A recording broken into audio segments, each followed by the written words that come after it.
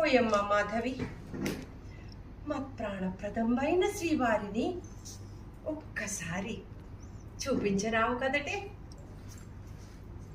అలాగే అమ్మా, నీ స్వామివారు ఏ అందము వారో, ఏ చందము వారో, ఏ రూపు వారో, ఏ రేఖ వారో, నఖశిఖ పర్యంతరము శిఖనక పర్యంతరము ఒక్కసారి వర్ణించరావు కదటే.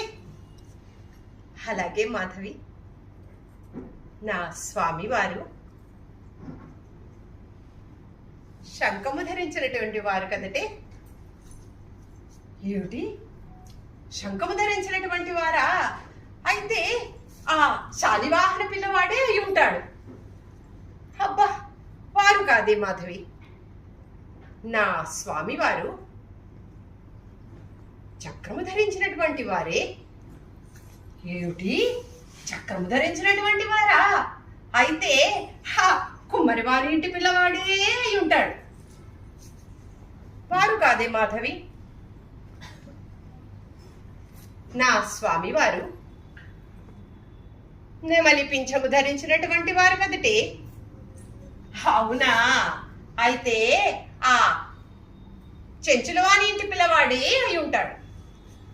అబ్బా, వారు నువ్వు కాదే మాధవి,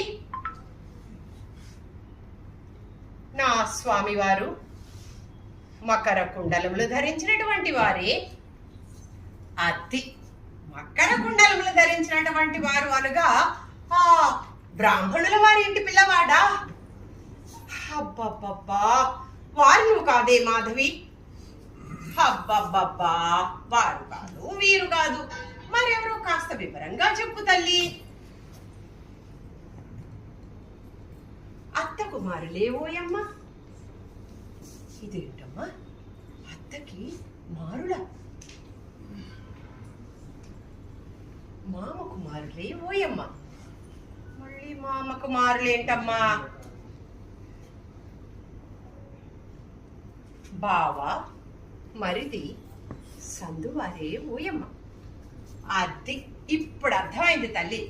బావ అనగా బలరాముల వారు, మరిది అనగా సాత్యకి, వీరిద్దరి మధ్య వారా?